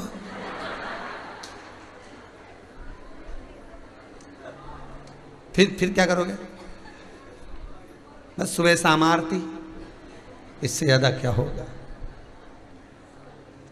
कभी सास करेगी, कभी बहू करेगी। अब तो सुबह शाम ही आरती होती है, दोनों ही टाइम, तो दोनों को मौका मिलता, कभी तू कर ले बेटा, कभी मैं कर लूँ। बताओ, अंतर तो रहे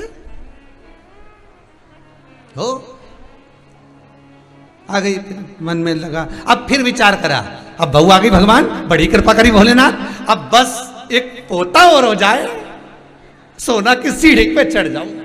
भगवान मन में सोचे, कुबेरेश्वर धाम की 4 सीढ़ी नहीं चढ़ा रही, मैं सोना की चढ़ने गई, बस एक पोता और हो जाए, सोना की सीढ़ी चढ़ जाऊं। और भगवान की ऐसी कृपा हुई और घर में पोता हो गया।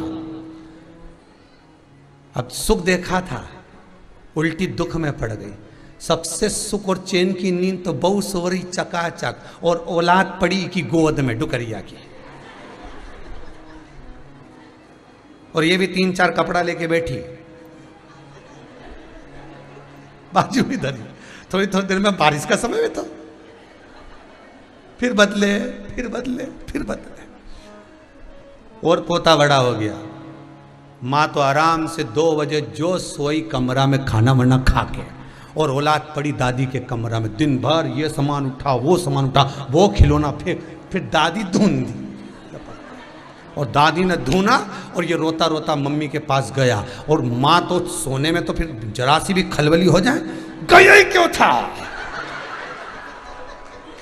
अब मत जाना दादी के पास में, चल इधर सो। अब जैसे 4 बजे उठी जगदम्बा, उसका तबेले जैसा मुंह, भगोने जैसा मुंह, और अब तो सास से भी नहीं बोले बापड़ी ने बात, चाय भी खुद की बना के पी गई, सास की बनाई ही नहीं। सास समझ गई छोरा के मारा मैंने, और क्या, छोरा हो जाए, दादी बन जाऊं, दादी बन जाऊं, बन गई। सुख देखोगे दुख मिलेगा। जिन जिन वस्तुओं में सुख देखने का प्रयास करोगे उसमें दुख मिलने वाला है, दुख के सिवाय कुछ नहीं। शादी में जा रही थी, अच्छी जोरदार साड़ी पहन के चली गई, 2-4 क्लिप लगा गई, ऊपर से डब्बा भर के चली गई,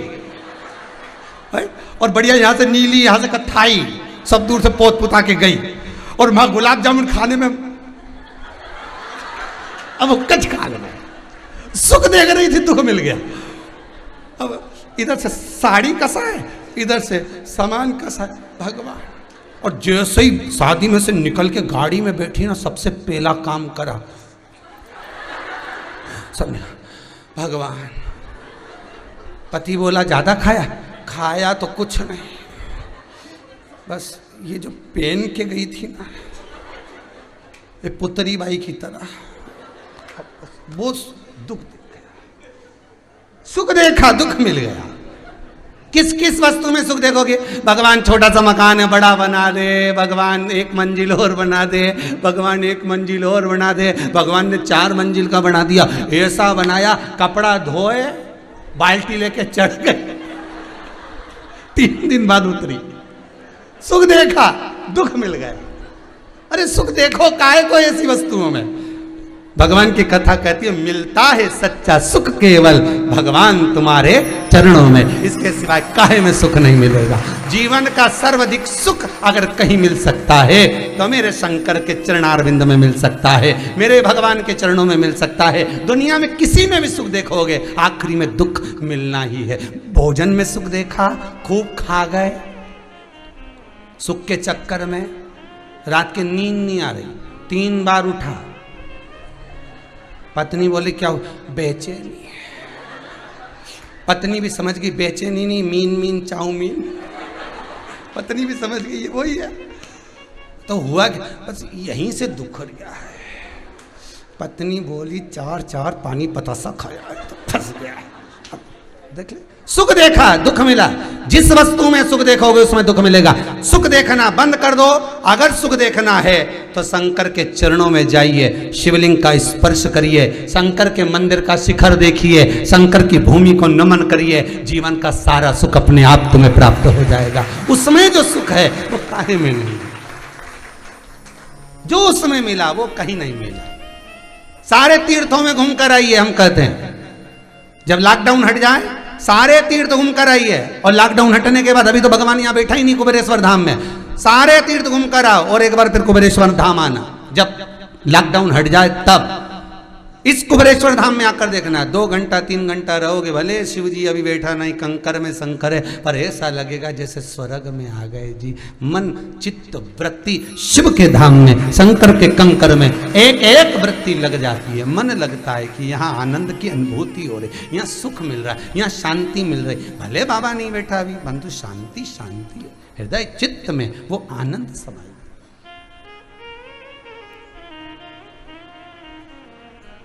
मिलता है सच्चा सुख केवल भगवान। अब कहा दूसरा विवाह भी कर लिया राजा सगर ने। जिस राजा सगर के पुत्र 60,000 राख का ढेर बन गए थे, उस राजा सगर ने दूसरा विवाह भी कर लिया। 15 साल हो गए, 22 वर्ष हो गए, संतान नहीं हुई, संतान नहीं हुई।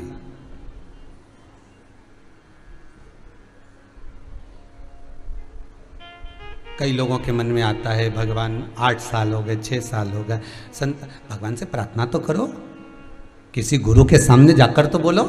दशरथ जी के यहाँ 60 वर्ष के दशरथ बाबा हो गए थे, संतान नहीं थी। गुरु बाबा के सामने जाकर कह दिया गुरुदेव संतान नहीं। गुरु जी ने कह दिया इतनी सी बात, 1 नहीं 4 होंगे, बस वचन मिल गया। वचन पर विश्वास होना चाहिए। अगर वचन पर विश्वास है तो परमात्मा है। शिव महापुराण की कथा आप सुनते हो, जितने उपाय यहां से बताते हैं, अगर विश्वास रखकर करोगे तो परमात्मा मिलेगा। क्यों ना मिलेगा, क्यों ना मिलेगा। एक किसी भाई ने लिखा है, कोई दिल्ली की हैं महाराज जी, वो शुगर की बीमारी थी, पर बाबा ने ऐसी कृपा कर दी। कोई दिल्ली की हैं वो, उन्होंने लिखा है शुगर की बीमारी थी, पर बाबा ने ऐसी कृपा करी कि जो उपाय आपने बताया शिव महापुराण के अंतर्गत, आप ही हैं, दिल्ली से आए। अच्छा, शुगर की बीमारी थी तो बाबा ने अब ठीक कर दिया ना। बस यही बाबा की कृपा। बैठिए, यही बाबा की कृपा। शुगर की बीमारी थी, दवाइयाँ ले रहे थे, उन्होंने लिखा है दिल्ली से आए, हम बहुत तकलीफ में थे, बहुत दवाइयाँ चल रही थी, पर बाबा का एक उपाय कर लिया, शुगर लेवल में आ गई, अब टेंशन नहीं, अब बहुत बढ़िया खा रहा है, पी रहा है, अपने जीवन को अलमस्त जी रहा है। ये शिव कृपा।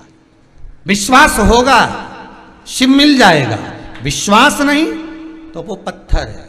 मानो तो गंगा मां हूं, ना मानो तो बहता पानी। आप मानोगे वो वैसा प्रकट हो जाएगा। उसका प्रागट्य उसी में है, उसका सुख उसी में। बस उसको जानना है, उसको पहचानना है। महाराज 22 वर्ष हो गए, संतान नहीं। फिर निवेदन करेंगे किसी के आगे जाकर मत रो। दुनिया वालों के सामने जाकर रोगे, कहोगे तो दुनिया वाले कहेंगे पहले जगत में रोती फिरी, यहां वहां, अब हमारे पास आकर रो रहे। नहीं रोना, रोना तो परमात्मा की चौखट पर जाकर रोना। मेरे भोले तेरी नौकरी सबसे बढ़िया है, सबसे खरी। तेरी चौखट की चाकरी सबसे बढ़िया है, सबसे खरी। मेरी किस्मत का जब गुल खिला, तब जा कर के ये दर मिला। मेरी किस्मत का जब गुल खिला, तब जा कर के ये दर मिला। मिल गई मुझको चौखट तेरी, मिल गई मुझको चौखट तेरी, सबसे बढ़िया है, सबसे खरी। भोले बाबा तेरी नौकरी सबसे बढ़िया है, सबसे खरी।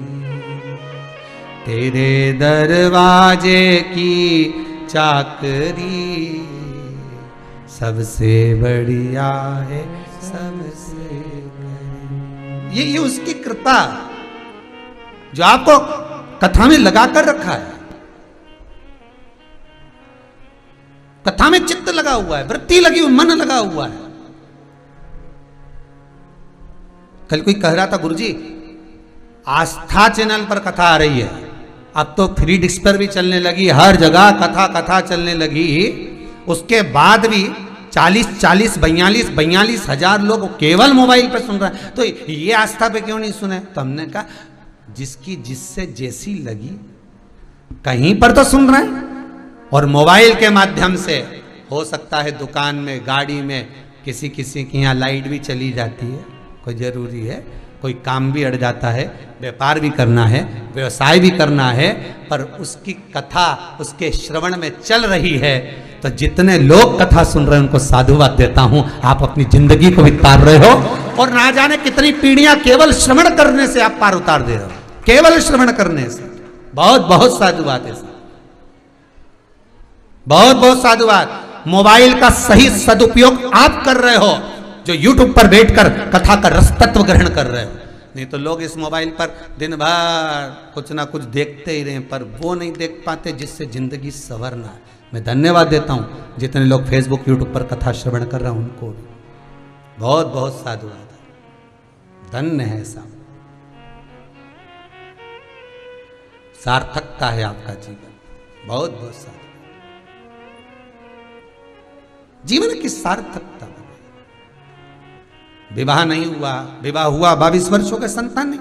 पिताजी ने बुलाया, क्या बात है पिताजी, संतान 22 वर्ष के बाद भी संतान नहीं। पाहु के नेत्रों में जल भर गया, रोने लगे। क्या सूर्यवंश आगे नहीं बढ़ेगा? क्या करा जाए?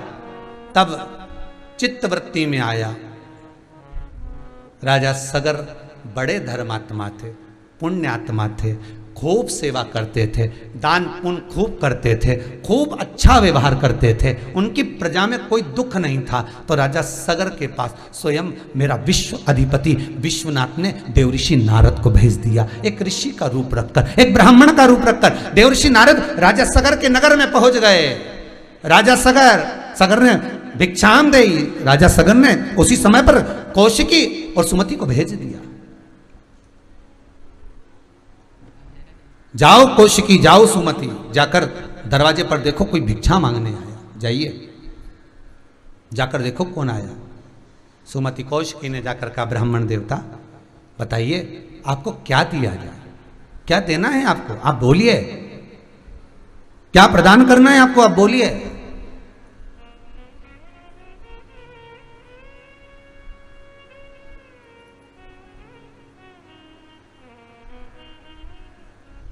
हम आपको क्या दे सकते हैं?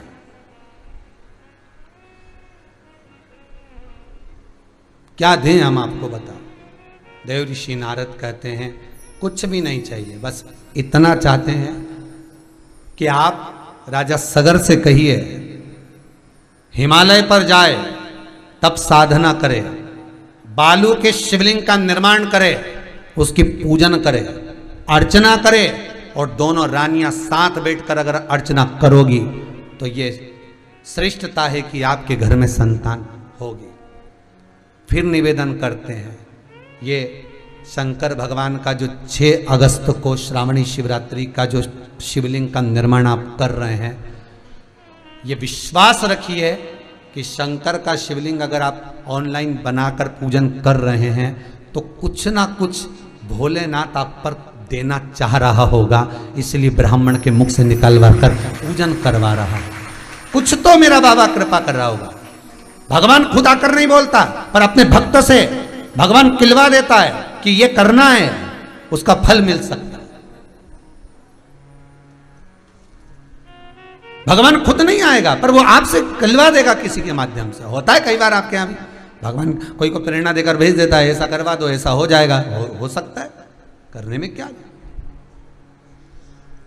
करिए आप उसको। जाओ, देव ऋषि नारद कर रहे हैं, राजा सगर से कहिए कौशिकी जी, सुमति जी, कि राजा सगर आप दोनों को लेकर जाए हिमालय पर, जाकर तप साधना करें।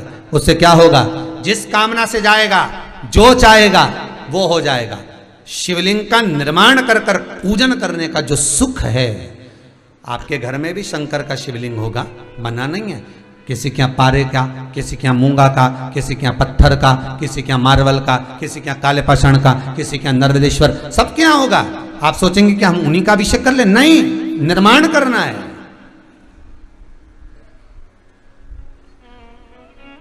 निर्माण करना है। क्या होता है निर्माण करने से? शिवलिंग बनाने से कौन सा लाभ है?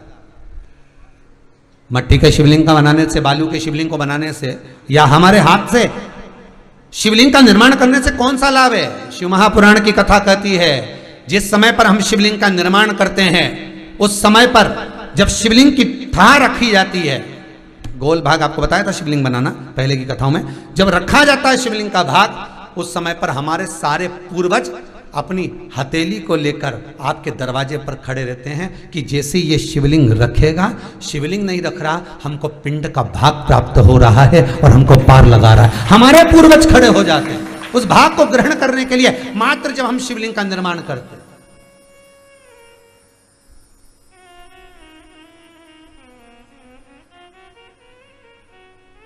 आज के ज़माने में एक फैशन भी है और नया फैशन भी है, वो भी हम आपको बता दें। आज के ज़माने में जजमान पंडित जी से कहते हैं आप शिवलिंग बनाओ, अच्छा डिजाइन वाला बनाओ।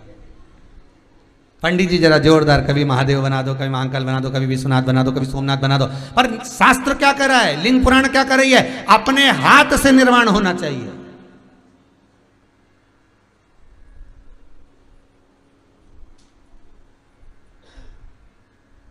वो एक राम जी का एक भजन गाया था ध्यान में, हाथ से कर मंदिर निर्माण।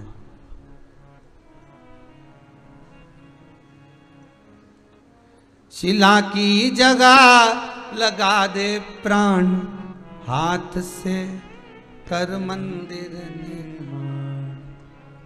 ओके, तो ये क्यों कहा कि अपने हाथ से निर्माण करो? हम तो कई बार कहते हैं सभी लोगों को कि प्रयास करा करो कि बन सके इन हाथों से, तो सत्कर्म करते चलो। ये बड़े बेकार हैं, इनके पास कोई काम नहीं, डेंटिंग पेंटिंग और चरवा के सिवा कई काम नहीं इनके पास।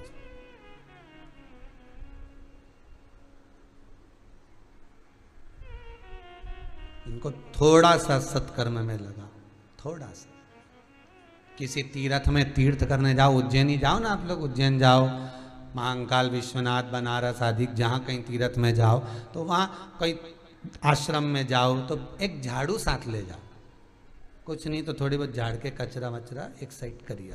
कचरा अपने जाके थोड़ा झाड़ू भी नहीं ले जाओ तो 2-4 कहीं पॉलीथीन पड़ी दिख जाए, कहीं गाय खा जाएगी तो बेचारी के कैंसर हो जाएगा, 2-4 पॉलीथीन उठा के डस्टबिन में डाल दिया। पर प्रयास करो। शिव पुराण कहती है कि शंकर के मंदिर में मात्र पोछा लगा दो, झाड़ू लगा दो, कचरे को उठाकर, निर्माल्य को उठाकर समर्पित इधर एक कोने में ले जाकर रख दीजिए, उसका भी फल हजारों लाख गुना, हजारों लाख गुना उसका फल है।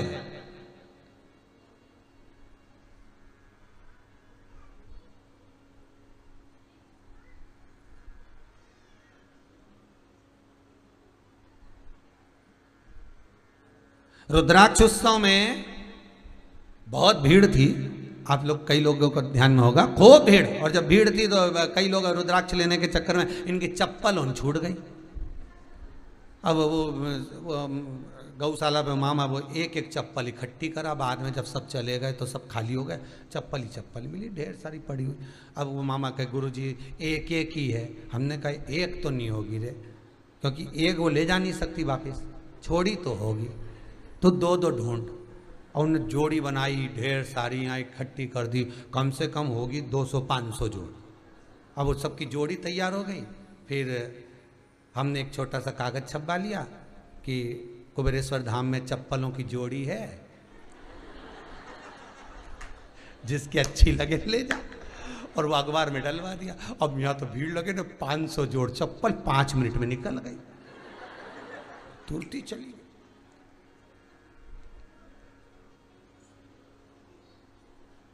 और 2-3 दिन बाद और आ गए चप्पल। हमने कहा अगला कभी रुद्राक्ष उत्सव होगा इकट्ठी हो तो दे दे, इकट्ठी करे सो देगा। अब करे हुए तो करे क्या, उसका किसी के पाँव में तो लगे, काम तो आई ना किसी के। और जिनने छोड़ी, जिनकी घूम गई थी बेचारी, नंगे पैर गई होगी, दिल में दुखा होगा, चप्पल रह गई, कहाँ रह गई, तो उनको दुख भी नहीं होगा, कोई पहनेगा, उसका जो फल मिलेगा वो तुम्हें तो प्राप्त होगा। तो कहीं लग जाए, इन हाथों से सत्कर्म करते चलो। शिवलिंग का निर्माण करना है अपने हाथों से करो, पंडित जी करेंगे वो अपने। और पंडित जी अगर बनाकर शिवलिंग दे भी देना तो एक बार पानी का हाथ तो तुम फेर ही दो, जिससे ये भाग्य की रेखा पलट जाए, जो दुख है वो कट जाए। इसलिए हाथ तो फेर ही दो उसमें शिवलिंग। अगर पंडित जी बनाकर शिवलिंग दे भी दे तो हाथ फेर दो गीले का, फेरूं। अच्छा, कई माताएं बोल रही थी हम पानी चढ़ाएं तो शिवलिंग तो पानी में बह जाए मिट्टी का। अब कई करे तो थोड़ा सा घी लगाओ री, थोड़ा सा हाथ में घी लो, पानी लो, फिर फेरो, फिर उसके ऊपर जब जल चढ़ेगा तो वो टूटेगा नहीं, शिवलिंग गलेगा नहीं, उसका निर्माण करो, सुख पाओ। अब क्या करा जाए तो देव ऋषि नारद ने कहा जाओ हिमालय पर, और हिमालय पर जाकर तप साधना करो, शिव जी का अनुमोदन करो, शंकर के शिवलिंग का पूजन। माता अंजना के गर्भ से जब संतान नहीं हुई तब गौतम बाबा ने कहकर शिवलिंग का निर्माण करवाया था, और अंजना माता के गर्भ से श्री हनुमान जी महाराज प्रगटे थे। केवल एक हनुमान नहीं, 6 भाई प्रगटे थे, गतिमान, मतिमान, रतिमान, व्रतिमान, 6 भाई हनुमान के। तब हनुमान शिवलिंग का निर्माण अंजना माता ने भी करा। शिवलिंग का निर्माण राजा सगर ने अपनी पत्नियों के साथ, कौशिकी और सुमति के साथ बैठकर हिमालय पर्वत पर करा। जब आराधना करना चालू करी, जो आराधना करना चालू करी तो महादेव को भी आना पड़ा, और महादेव ने आकर कहा क्या चाहते हो राजा सगर। सगर कहते हैं मेरी इन पत्नियों को गर्भ नहीं, संतान नहीं। शंकर भगवान ने कहा चिंता मत करो, चिंता न करिए, तुम्हें तप करते करते श्रावण का जब महीना आए, उस श्रावण के महीने में जब तुम्हारी धर्म पत्नियां शिवलिंग का निर्माण करेंगी, जल की वृष्टि होगी, और अगर ये तन पर जो जल गिरेगा, वस्त्र जो गीले होंगे, उसके बाद भी अगर ये शंकर की आराधना में लगी रही, इनकी वृत्ति में जैसा आएगा वैसा ही इनको पुत्र प्राप्त हो जाएगा। अब राजा सगर को तो कह दिया, पर इन दोनों को कहना था।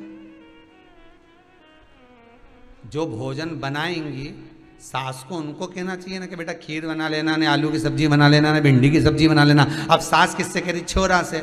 मैंने तो देख बहुओं को कहा था बना लेना, क्या बना के रखा? दाल बना दिया त्योहार के दिन भी। तो उससे कहती ना, छोरे से कहने से कौन सा फायदा हुआ? कहो तो उनसे कहो जिससे जो बना रही है।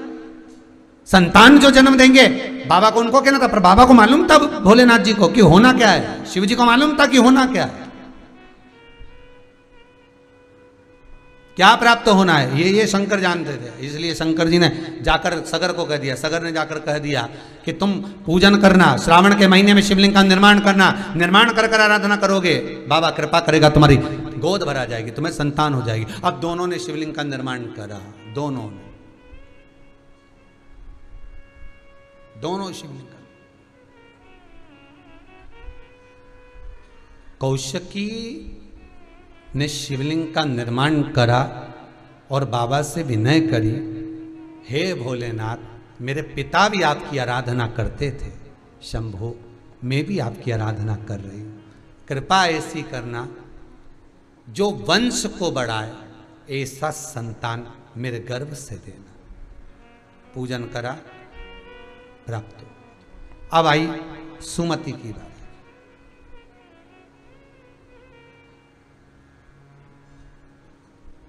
सुमति की बारी।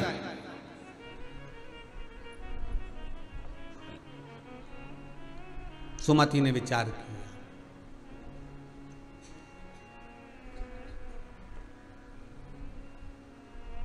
मेरे पति हमको यहां तप कराने के लिए लेकर आए हैं, संतान के लिए। भोलेनाथ कृपा करना, ये पति को जरा संतान का बड़ा भाव है, ऐसी कृपा कर दे 1-2 हजार से तो काम ही नहीं चले। कम से कम अब पत्नी शिव जी के सामने करे, कम से कम 60-1 हजार तो औलाद होना चाहिए।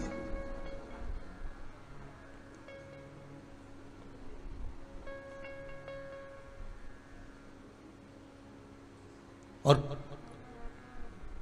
तुम तो भस्म में रहने वाले हो भोलेनाथ, 60 हजार संतान अगर हो भी गई तो एक दिन भस्म में तो जाना है। वो ही हुआ। फिर कहेंगे सती मैया ने कुंभज बाबा के आश्रम में अपने मन में बात लेकर आ गई थी कि पति यहां कथा सुनाने लेकर आया मुझे, इससे तो मैं जलकर भस्म हो जाती तो अच्छा था। सती ने जो सोचा, सती के साथ वही हुआ, वही हुआ जो सती ने विचार करा। पार्वती ने जो सोचा वो पार्वती के साथ हुआ।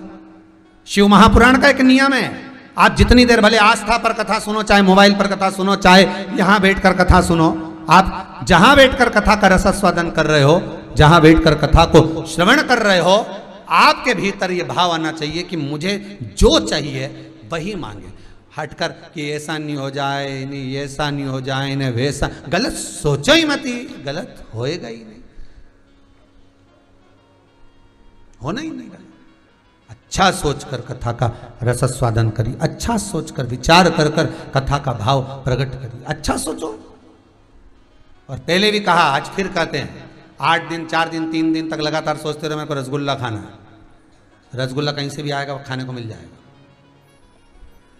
तुम दिल से पुकारो, मेरे को मेरी छोरी की याद आ रही, फोन तुरंत। तुम दुश्मन को याद कर लो, अच्छा दिल से, इसका तो मुंडा ही नहीं देखूं, जैसे तुमने कहा मुंडा ही नहीं देखूं, सामने से ही आ रही जगदम्बा, तुरंत। तुम दिल से बोलो, दुश्मन भी तुम दिल से ही तो पालती हो, हृदय से, इसलिए तो दुश्मन भी तुम्हारे सामने बार बार आ जाता, बार बार उसकी याद आती, बार बार उसकी बात आती, क्योंकि तुम दिल से याद करती तो तुरंत सामने। इसे तुम दिल से कभी परमात्मा को भी तो याद करो, एक आध दिन भगवान को याद करो, परमात्मा को याद करो दिल से, परमात्मा तुम्हारे सामने सम्मुख में आकर खड़ा हो जाएगा, नंदी लेकर, पार्वती को लेकर, गौरी शंकर बनकर तुम्हारे सामने खड़ा मिल जाएगा। दिल से याद करो, हृदय से, वो प्राप्त होगा, देरी नहीं रही महाराज।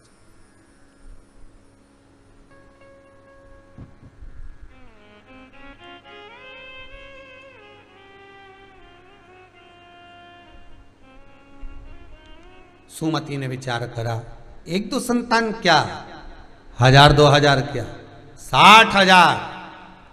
अब एक नारी के गर्भ से 60,000 औलाद होना, अब कोई बारिश जैसी टपके तो नहीं है कि कहीं टपक जाए। अभी तो 60,000 संतान, और वो भी नारी के गर्भ से। शंकर जी भी मन में सोचे अब कई करूं ये कहा। वो उसने तो एक ही मांगी कौशिकी ने, और इसने 60,000। और शंकर भी शंकर थे, शिव शिव थे। पार्वती जी ने आकर पूछा, भोलेनाथ जी अब बोलो, आशीर्वाद दो 60,000 औलाद का।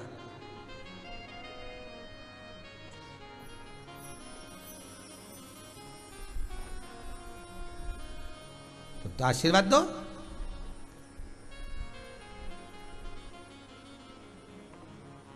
शिव जी सोचे करूं क्या। पार्वती जी बोली कोई चिंता वाली बात नहीं, तुम तो आशीर्वाद दे दो। 60,000 संतान